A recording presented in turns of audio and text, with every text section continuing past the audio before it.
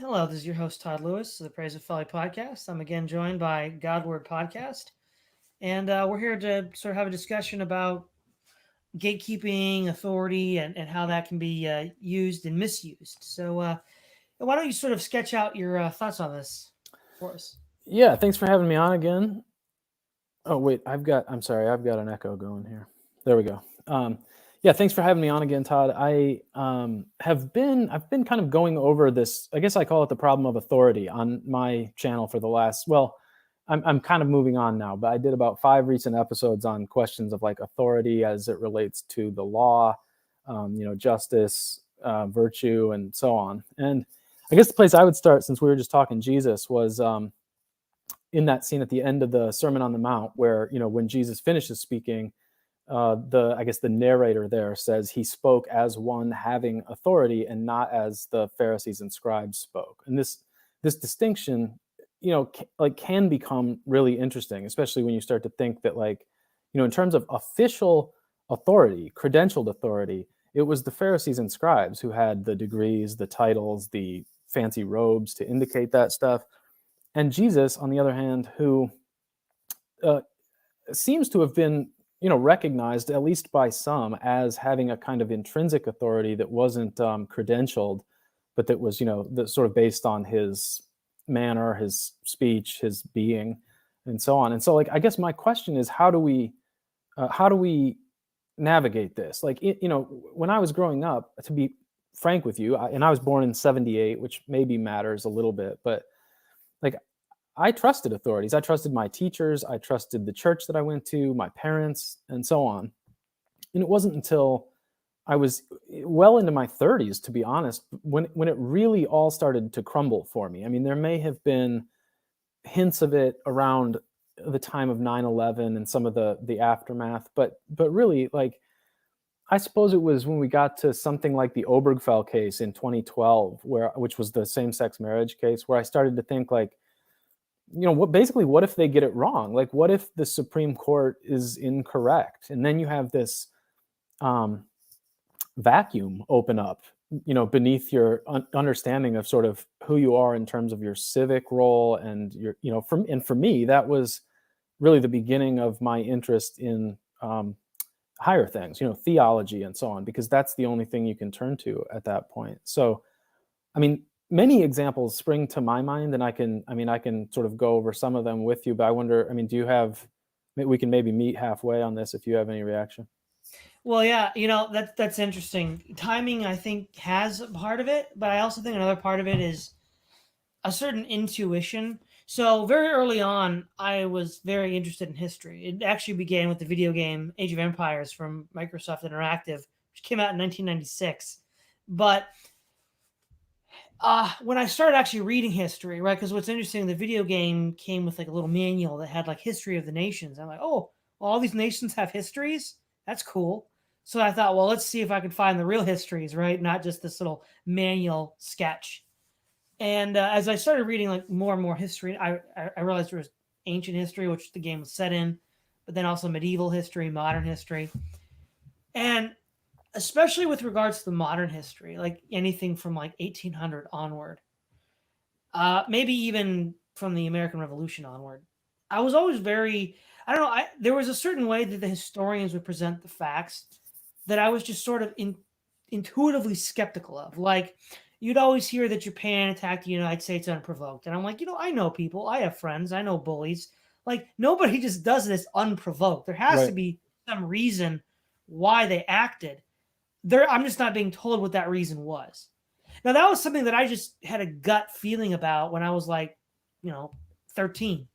It wasn't something that I was taught. Now, to some extent, I did trust authority, maybe not to the extent that you did, because I was born in '87. But one of the things I've noticed was, if you grow up as a millennial, it's definitely harder to trust authorities because there was definitely more skepticism in the air at the time.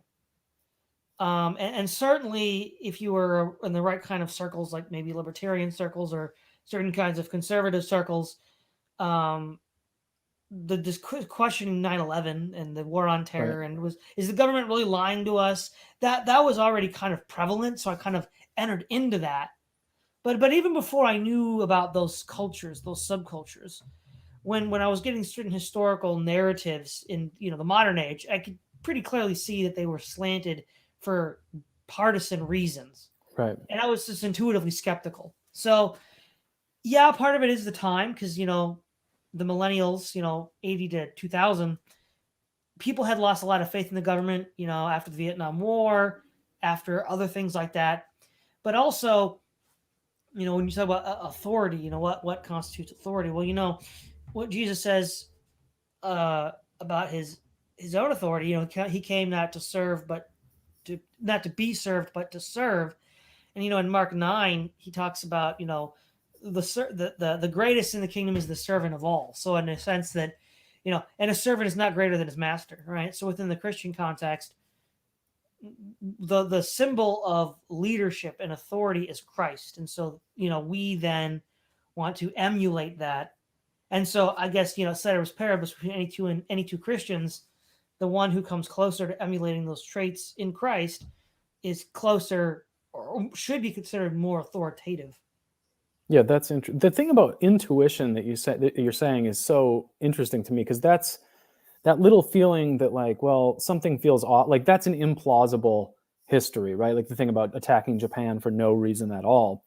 And you can think of numerous other examples along the same lines. And I think, like, when it comes to talking about like like how we recognize someone who is not a credentialed person but who nevertheless feels authoritative, like this is one of my, like, I love this topic because this is the kind of thing, to me, like, I wish we could get other people thinking in these terms, because you look at like these, I mean, like, I'm just thinking, I guess the obvious target would be the people at CNN or something who speak with this kind of formal official authority. They wear the suits, they have all the, they have the fancy graphics and so on. But I mean, they just obviously seem like fathead liars to me at this point. And so, so instead you have to sort it out for yourself. And this is I guess, like, the gateway to the postmodern condition now, right? It's like where in the past, these, like, the institutions all sort of validated our knowledge for us. But now, if you start to mistrust the institutions, you really have to, you become the gatekeeper yourself. And it's like, it's a constant task. It's this, like, daily, you have to kind of always be alert, always be, am I being subverted here or propagandized here, and so on. And like, I was talking to my family about this just yesterday. They tend to be just CNN watching liberals, and I try to avoid the topic for obvious reasons with family, but occasionally someone will just mention something, and you kind of feel like you have to disagree and hold your ground a little bit. And so the idea came up with my brother about vaccinating the children. I guess we shouldn't talk about this much, but I was somewhat skeptical, and I just sort of, raised an eyebrow. And what started to happen was I said, look, like, what are your sources? Like, where are you learning about this? And he was saying, well, like, the news. He watches the news. He listens to NPR on his way to work, and then he watches some news sometimes Twitter, he says. And so it's like, well, okay, I mean, that's probably a good start, but, like, are you also reading the PubMed articles? Like, and are you reading those older articles that existed, before 2019 to try to validate how things work, and so on. Of course, very, like, whatever he said and whatever I said don't really matter, but very few people sort of spend their days trying to validate claims by, like, reading articles published before 1930 or so on. And it gets to a point where it feels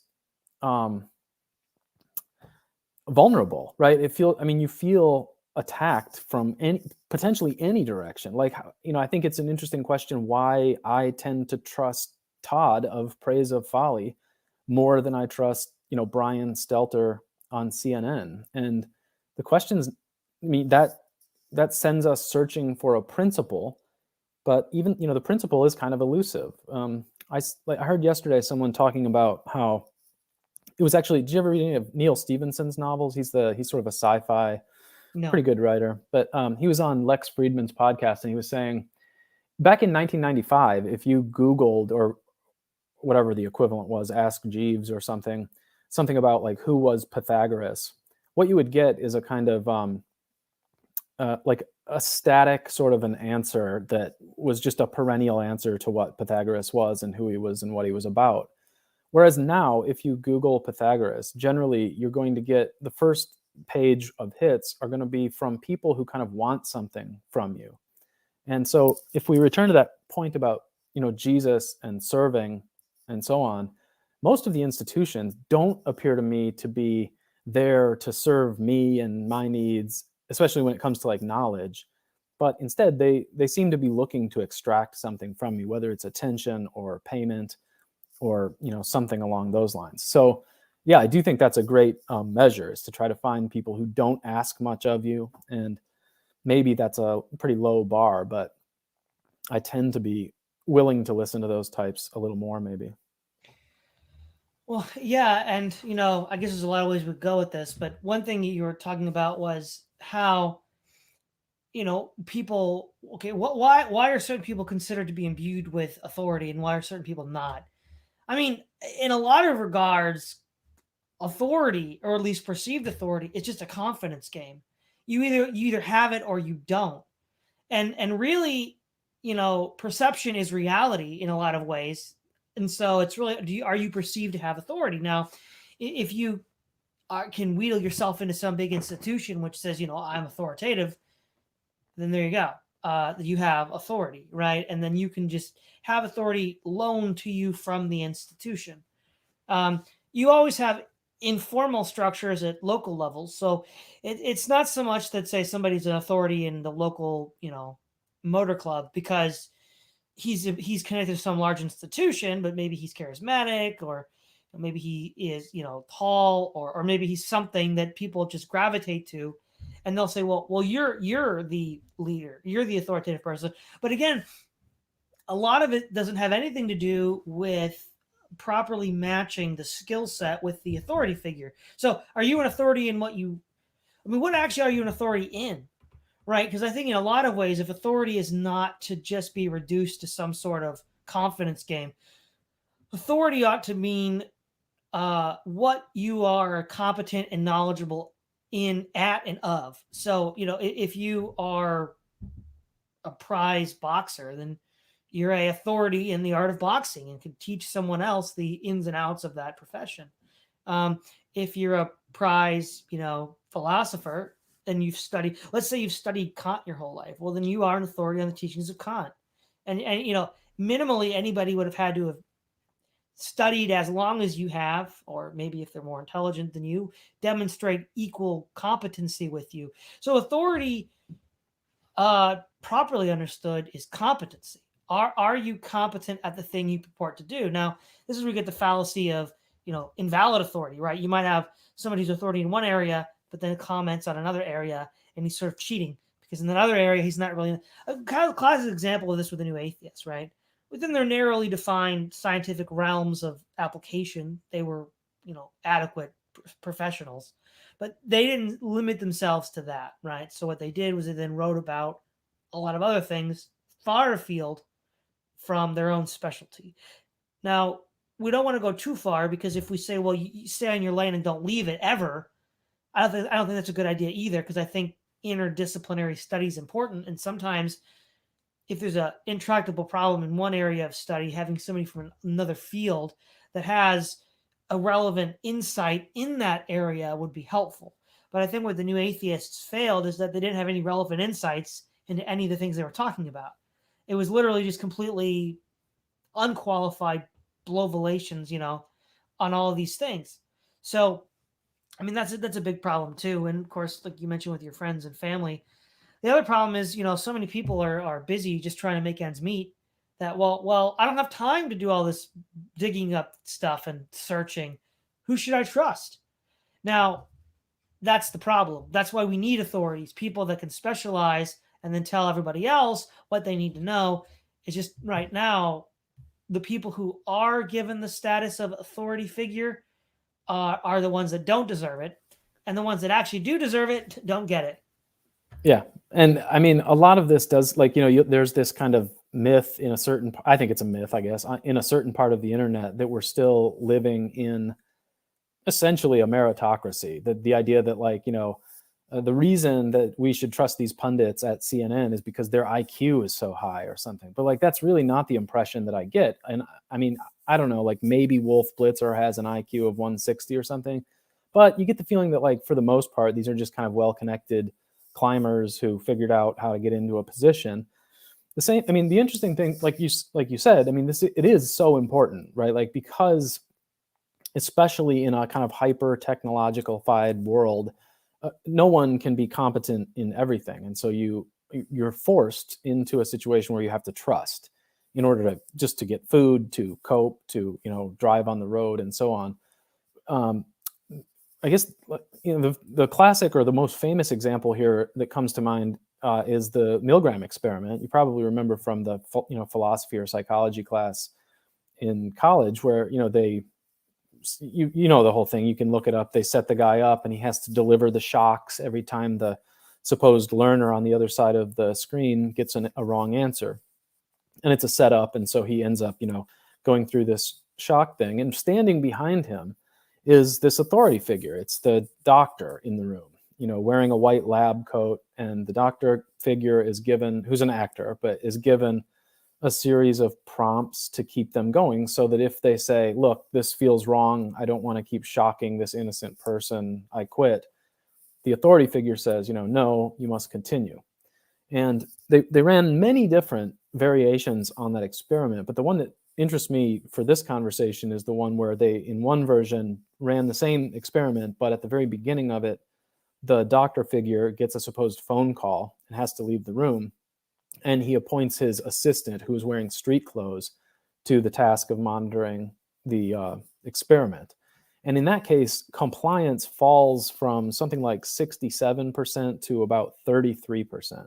So just the fact of there being a white lab coat there for most Americans means compliance. And so it signals, so effectively and so hard that, this person is an expert, at least enough that you can trust them, that people are willing to override their basic sort of moral inclinations. And I hope that like provokes people to understand like why we have to be skeptical, careful about who we trust, and so on, because you really can make a wrong turn if you end up trusting the wrong person. But I think your point is exactly the other side of the coin, which is, it's like, okay, but we can't just deconstruct, and we have to figure out ways to find institutions that we can trust.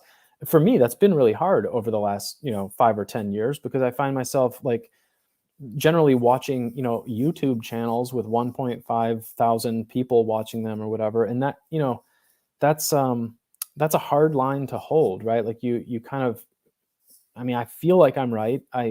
I'm trying to get it right. I'm due diligence. I'm doing all the reading I can and so on, but I don't know. I mean, maybe there's some level at which I'm the wrong one here, and this is what I suppose what it feels like now to be born into, like, I was actually reading, did you ever read any, I don't know if you got into the theory stuff, but this Jean-Francois Lyotard book, The Postmodern Condition, it's if I was going to recommend to people to read any of that postmodern stuff, it's probably the one, because it's written in relatively clear prose, and it doesn't feel like he's trying to be obscurantist like some of the other writers do. And he just points out that like he defines postmodernism as a mistrust of what he calls meta narratives, and the meta narratives are just the big stories, things like for example, progress. We say civilization is improving, things are getting better, we're smarter, and so on. And if you believe those kinds of things, those function to kind of stabilize you. They give you a sense of orientation, and then which outlets and institutions you can trust. But when you feel the rug pulled out from under you, that sense of disorientation sort of takes over, and now you have to become the chronic validator yourself. And it's I mean, he didn't resolve it, and I think that's kind of still where we are generally, philosophically, as I understand it. Yeah. One of the things I think that also would be good to hold, because I know what you're talking about when you're only looking at either obscure sources or small channels and disagreeing with, the majority of people around you. It's like, well, are you right? And I think what is helpful is to look at the history of the West, beginning in the Hebrew Old Testament, the people who always end up being right are those people that stand against the status quo, whether it's the Hebrew prophets, whether it's Socrates, whether it's all of these other, the Antigone herself. These are the people that end up being correct. Now, it doesn't mean just because you go against the flow, you're correct. That's not saying that they're one-to-one. But if you are, the people who are always wrong are those in the majority. We see that with the Hebrew prophets. We see that with the Greek plays and tragedies with Socrates.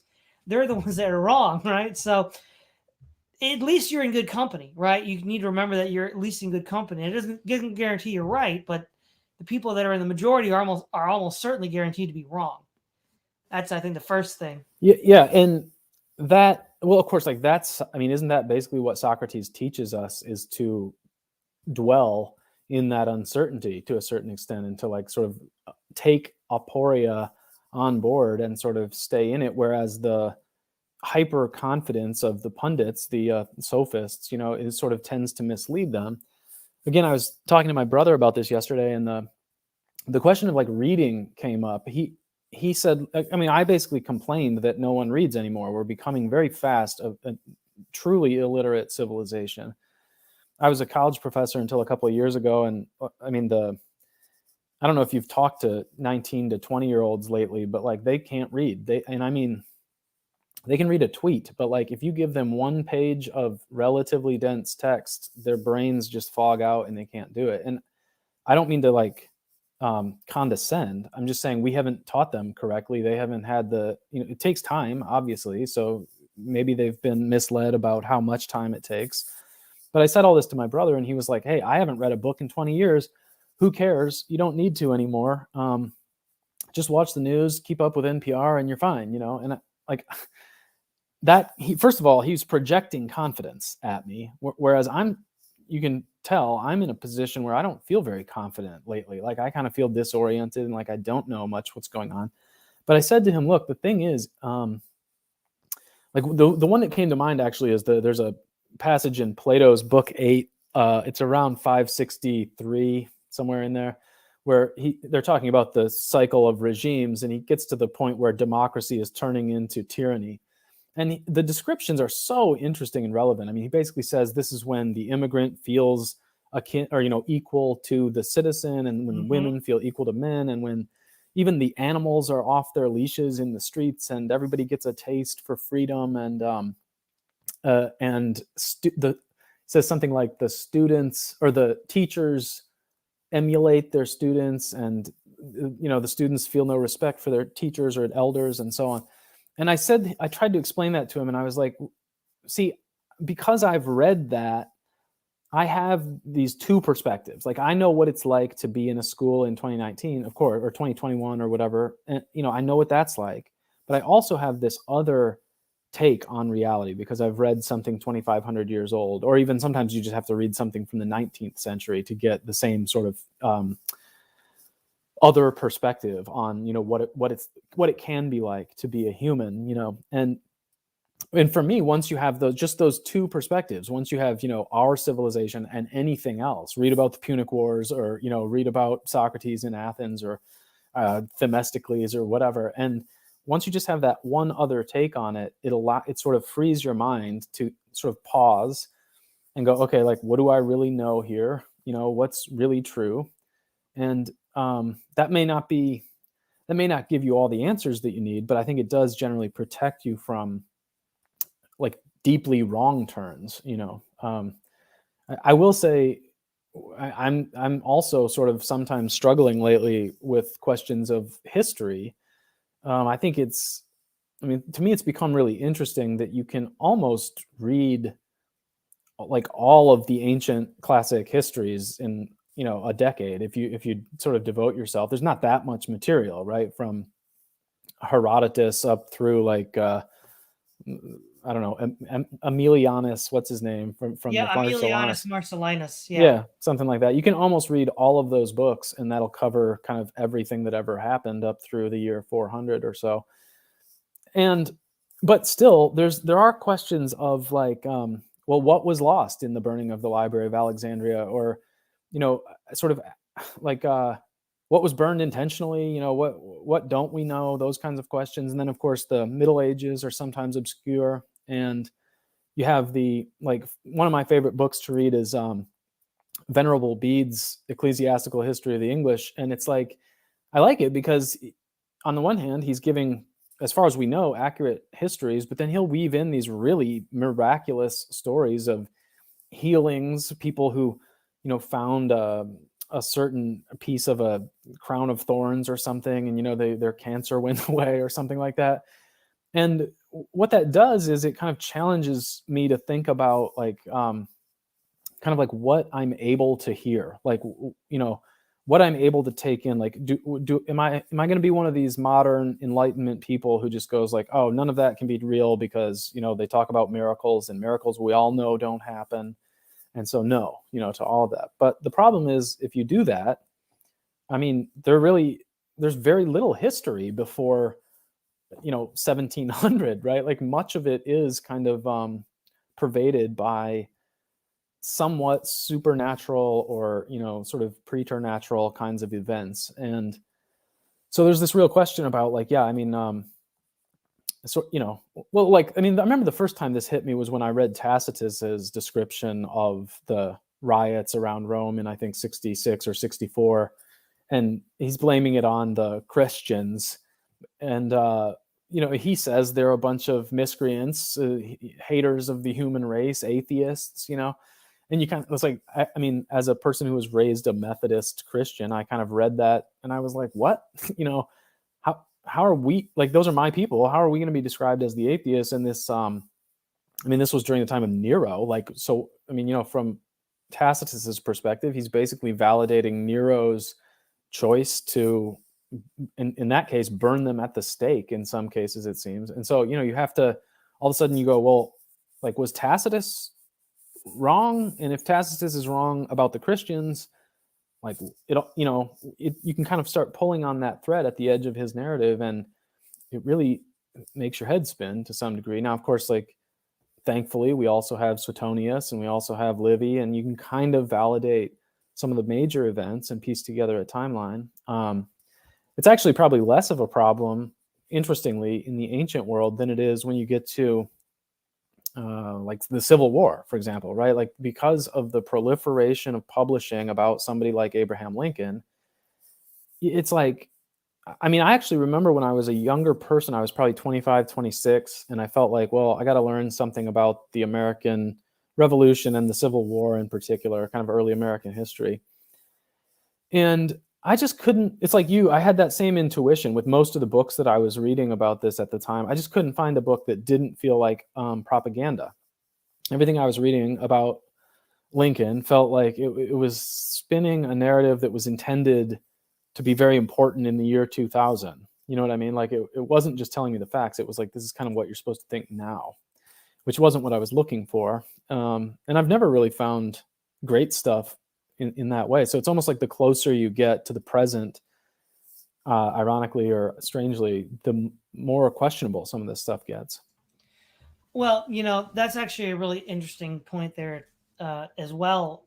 You know, we can look at, say, I want to make a distinction between three things. There's unintentional error where the historian either lacks knowledge or it's making an educated guess, and but he ends up being wrong. And then there's the historian who might be wrong because he's a part of some partisan cause and is trying to massage history to look a certain way to make his cause look good. I mean, a classic example of the secondary one would be anybody trying to talk about the Tudors or the Yorkists or the Plantagenets, you know, after the War of the Roses, or the Tudors and the Stuarts, because there's all of these dynastic struggles, and you got people that line up on either side. They're not necessarily patently dishonest; they're just partisan. But then there's what I call patent dishonesty, where now you have an entire narrative that you are creating out of thin air and then shoving history in to fit it. And I think all three of those can be seen, firstly, once you have a broad enough understanding of history. Because you can kind of tell when somebody's just mistaken. It was an honest mistake. You can find out that what they wrote was incorrect based on other relevant evidence. But their incorrectness was just either it was an honest mistake. If somebody was going to be incorrect on something, and it turned, I would like say Polybius, I would just chalk that up to an honest mistake in most cases, because of his definition of what it means to be a good historian. In his histories, he says that the good historian speaks well of enemies and ill of friends if their deeds merit it, and that the highest goal of a historian is the truth, which I think sounds profoundly Christian. But the other thing is, partisans. Well, obviously you've got not just, European. Another classic example of partisanism, which is almost borderline dishonest in this sort of like whole cloth sense, are when you read especially military histories of the Civil War and World War II, where Allied generals or Union and Allied generals are compared to Confederate and German generals, where the Confederate and German generals just take on this like cartoonish bad guy aspect. So that's like a moving from partisanship. So someone like Chesterton could be considered partisan, or Belloc, when Belloc writes the Five Heresies. Some of what he stuff says is just patently outlandish, but it's more a kind of parochial partisanism than a sort of intentional commitment to a broad-based dishonest platform. Whereas today, that's exactly what it is. I mean, we have people, right now there's been a lot of YouTube channels proliferating on history, Kings and Generals, Invicta, The Chieftain's Hatch, and Military History Visualized, all of which are just patently dishonest on so many levels, which there's no need to go into all of it here. It's clearly trying to fit some sort of broader political agenda. Yeah. And I think like for me, okay, so I will admit to you that from about the 12th century to the 19th century, my understanding of English history is close to nil, because immediately the red flags go off. The sirens are off in my head at the start of reading almost any of these, because as you said, it's even reading about the Protestant Reformation, for example, people can't keep it in their pants. Like they're too emotionally invested in it to tell the story as it actually happened. And so you find yourself going like, okay, I'm going to put this book down and find the one that's true. But it's really hard to find one. I think, I'm sure that there are trained sort of professional historians who are able to, you kind of, it's like a pointillist painting. You kind of if you read enough, the picture starts to come into focus. But yeah, for me, there are huge gaps in my understanding of history. My main interest tends to be in from the time of maybe the Maccabees or so up through the 1st or 2nd century. So those 2 centuries around the time of Jesus, basically. And I recently did an episode that I really liked on Philo's kind of essay pamphlet called Against Flaccus. And this is the sort of the only narrative we have, as far as I know, describing in detail, at least, the riot of Alexandria of the year 38 AD. And it's such a fun thing to read because, 38 AD is such an interesting time period, right? It's like Jesus had just died. Paul hasn't even really started preaching yet. We're right in the red zone there. And then you learn that there may have been as many of them as 1 million Jews living in Alexandria at the time. So there's a huge diaspora population there. Philo's Jewish, but he's Hellenized. And so there's this weird thing going on at the time where there's the riot seems to start because the people who live in this singular city, which, by the way, if you don't know, was founded by Alexander the Great. So it's like a startup city. It's like Dubai or something. There really weren't natives there. He just brought a bunch of Greeks down and sort of made them start this city. But what happens is, because at the time Rome is running the empire, and so you've got Greek people, you got Jewish people, you got Roman power on top of that, and then you have Philo, the Hellenized Jew, writing about Rome's power, and it's you really have to keep your balance through all of that to try to understand, does Philo have an agenda here? Because he uses a lot of sort of adjectives, the way that my least favorite pundits on TV do, where he'll describe Flaccus as being vile or something. And, to me, that makes me mistrust him a little bit. And so then we're well, we've got this one narrative describing this kind of really interesting event, but like we only have CNN and we don't have Fox News's version of it, so to speak, at the time. And so yeah, these kinds of things are I mean, they can be really interesting, but it makes, for me, like, for example, I mean, it makes me feel like I almost can't withhold my own sort of personal agendas, preferences, and so on when it comes to, like, that intersection of those 3 or 4 different cultures at the time. So again, like, I'm learning to settle into a kind of aporia when it comes to questions of history, but there are these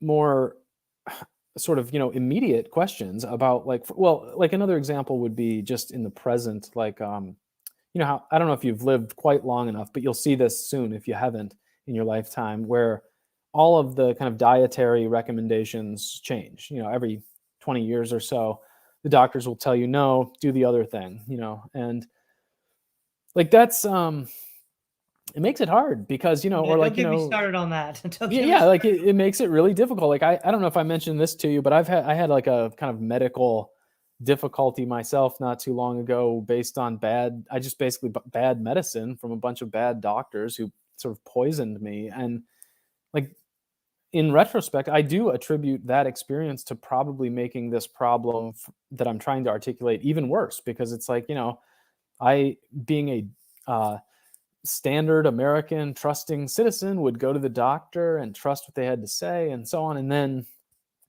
it backfired on me. And so then, like, what's the lesson? The only lesson can possibly be, like, you trusted them too much. You should have done more research yourself, which I don't know if you've ever noticed, but if you'll go to the doctor nowadays, most of the time you'll tell them your symptoms and they'll kind of like be punching it into Google, or, basically, like, I'm sure it's PubMed or something, but, like, they're kind of looking it up as you go. Yeah. It's not exactly the same thing as the old doctor who's seen it all and you can kind of trust his intuitive sense. So, yeah, again, like, I'm really interested in the historical stuff, but there are pressing, like, concerns about today that, like, they'll tell you to change your oil every 3,000 miles, but then some guy who's got a really good beard and his hands have calluses all over him will tell you, no, you don't have to do it until 7,500 miles or something.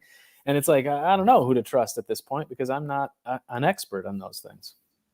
Well, that really is the problem that most people have today. Even people that might be experts in their own field, right? They may be experts in their own, but not in some other field. This is really just the broader civilizational malaise of the last stage of a degenerate political system, as you mentioned in the Republic, or also, to quote Spengler, the civilizational cycle of the West. It's ending. It's over. So the real question is, when it isn't the first time people have been here, the real question is, well, then what do you do next? Because obviously, when a civilization ends, there will be those that survive and those that don't. What do those that survive have in common? Well, those that survive, what they have in common from each of these collapses is enough people are able to figure out who has the appropriate intuitions that they need to find in order to survive. And so you have to develop a kind of sixth sense of intuition. Now, you have to have at least, I think everybody probably has at least one set of intuitions that are correct. They just need to figure out what those are. And one way to test for intuition is, recently my brother introduced me to the Tao Te Ching, and one of the things that Lao Tzu says is, if you do something and you run up against resistance, quit. Go up against something that doesn't offer you resistance. Now, this is a sort of like rough hand measurement of intuition, but if you get really good at something and you don't run up against resistance, that's, I think, a pretty good indication that you probably have an intuition in that thing. Because for me, and history and philosophy and all the things I talk about on this channel, this stuff doesn't come to me. It's not hard. What's hard is doing computer programming, mathematics, anything in STEM. That's hard. The amount of effort I have to expend to get any progress is just so high. So obviously, I wouldn't consider myself as having intuition in any of that. But in this other stuff, social science stuff, I think I do. And so for anybody who wants to test for intuition, is, are you good at it without having to try too hard? Like, do you feel exhausted after doing it? And then, do the people that you trust, that you know, are they exhausted after doing it? Do they make rapid, successful gains in their purported field with, not having, without meeting too much resistance? Now, the problem with that is most people are so deracinated, we don't get to see them in the moment, and it's a lot harder for us to intuit that. Yeah. This point about intuition is a really interesting and good one to me. It seems like sometimes people will go a little too far in the direction of like kind of pure autism, especially when it comes to like, political philosophy or something. Whereas like I do kind of believe that at bottom you'll have to, I mean, like, you'll be on the rooftop and it's like, don't look back. I mean, one of you will be dead in the bed and the other one won't or something when the big Matthew 24 moment happens. I mean, I do think about like, how to survive this kind of like, it could be tomorrow, or it could be this like really slow unraveling that takes 300 years. And, so there's always a tug of war about, like, for example, I have 3 children that I think about a lot, where it's like, is it the time yet, for example, to like, is it still early enough that it would be worthwhile becoming hyper literate, going to college, getting certified, accredited, and so on. And you can still, I don't know, live in a city, make money, and put up a gated community somehow. Or is it time to like, get out of there and head for the hills, learn to farm? I know there's a lot of people who are sort of heading in that direction now, but again, if you do it too early, you find yourself just sort of up against Monsanto and probably struggling to even make ends meet for 200 years potentially. So it's interesting. I mean, one of those things that I think about a lot is that scene in, I guess it's in, well, I feel like I can't remember if this is in Gospel or in Acts or something, but the idea being, you will be brought before the courts and you will be brought before the elders and so on, and you'll have to give your testimony. And I think it's Jesus who says, like, the words will be given to you. So you don't have to even plan this stuff. Ultimately, like, stay true, believe the right, in God, frankly, like, believe the truth, stick with the truth. And then when the crisis comes, when the moment comes, like, I mean, somehow some miracle basically will happen. I mean, maybe this is to some degree a kind of the same thing that happened to Noah. Like, it's God will save us. That's like at the end, that's what lets me sleep, because otherwise, I think you have to go into like full survival gear mode and like build one of those underground shelters and really go all in, which is, I suppose, I don't know, maybe you could do that, but it's really kind of beyond me, I think. Well, another problem too, you mentioned about doing this too early. You can't survive as an individual, you have to survive as a community. But if enough people aren't convinced of the necessity of such dire actions, it's going to be very, very hard to do it by yourself, because ultimately you can't. Now, you might have to just be the first guy, and then hopefully that gets the ball rolling. But there's been a lot of people really this going out to the. I think we're getting closer to the point where we need to just go out to the hills and hunker down and try to survive. But people have been trying to do that since the 1960s, and they failed. I mean, you've had Ruby Ridge and Waco, complete catastrophes for those that try to do that. There are other examples that don't end so catastrophically, but they're kind of a one generational experiment, because what ends up happening is these people will create a farm, homestead, a farm. They'll raise their kids on it, and their kids will leave because nobody else is doing it, and presumably their kids are going to want to have families and communities. But if you're the only one doing it, and no one wants to join in, then they're just going to leave. Yeah, and it's not easy to do. I mean, this is not easy to do this either, right? Like, that's the other thing, is it's kind of leaning into the pain to some extent. Like, I mean, you might think of like maybe the Mormons tried to do this or something, but like, first of all, that was a difficult creative writing project, if nothing else, and then sort of the orchestration of sort of where they were moving. And, or the Amish would be another example, maybe, where you're going to start something like a kind of breakaway colony. I mean, they seem to be relatively thriving, I guess. But, I often think of how, like, in the time of the earliest Christians, let's say from around the time of 70 AD or so, like that, I think that's right during the time where the Roman emperors are calling themselves gods. And it's, to me, that's a really interesting intersection of language and thought here. I mean, basically, what is a god in the mind of a Roman is authority, like with a capital A. Caesar is Lord, and like that's what that means. So in some sense, very real, like what the Christians were the people who like were able to reject that God, that authority in favor of another one. And the other one was,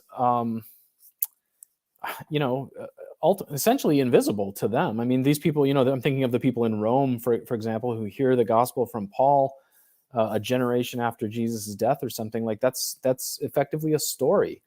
And, we don't have, as far as I've seen, we don't quite have, and by we, I just mean people who are doubting the authority of the emperor right now, whether the emperor is, Biden or the oligarchs, around the world and so on. But like we people who are sort of doubting that don't really have a collective narrative that gives us the kind of direction that the early Christians had, that would like sort of bind people together, that goes like, okay, this is where we're going from here. Even if it means we have to live underground for a couple of generations, like we're pinning our hopes to this narrative, to this direction, and so on.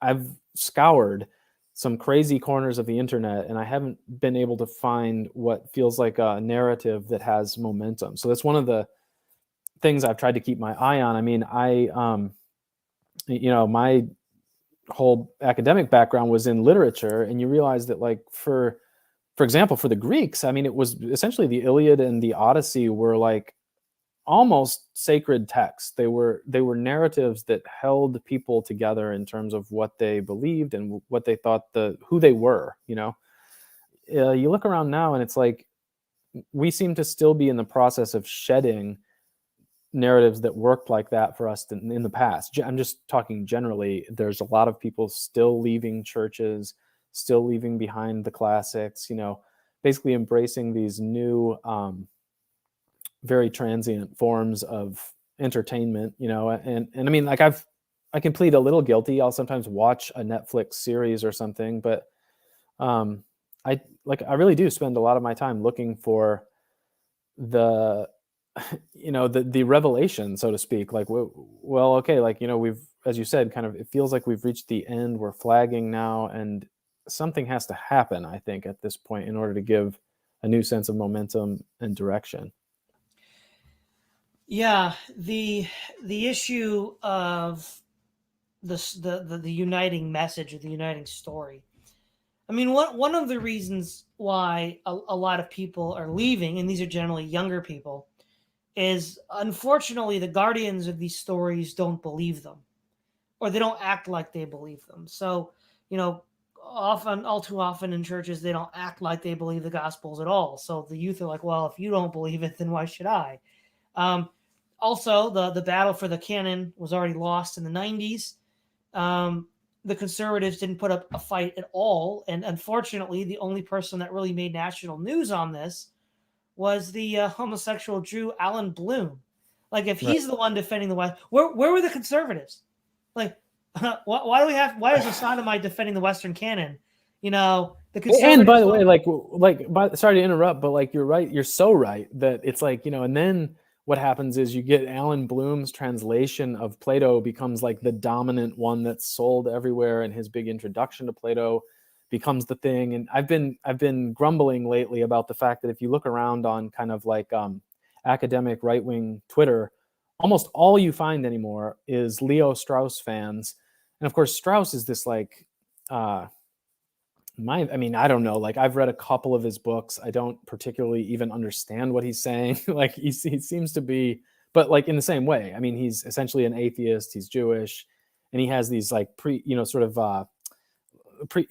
concerns about things like Maimonides. And obviously, he had to flee from Germany. So he has a particular set of concerns that's going to steer how he ends up interpreting the Western canon.